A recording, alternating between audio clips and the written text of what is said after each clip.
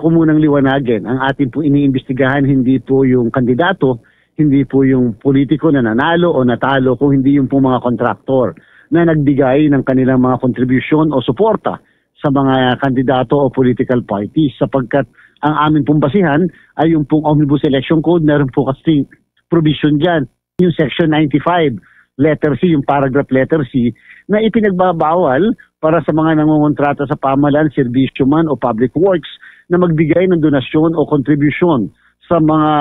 politiko, kandidato o political parties, lalo na sa panahon ng kampanyahan. Kung sakali man, hindi pa po kami dumadating doon sa punto kung liable ba ang mismong tumanggap ng donasyon o contribution na politiko. Pero maliwanag na maliwanag sa batas na ang title kasi yung Section 95, Bombo Dennis, ay prohibited contributions. So talagang maliwanag doon na ang pinagbabawal at ang mapaparusuhan ay yung mismo mga kontraktor na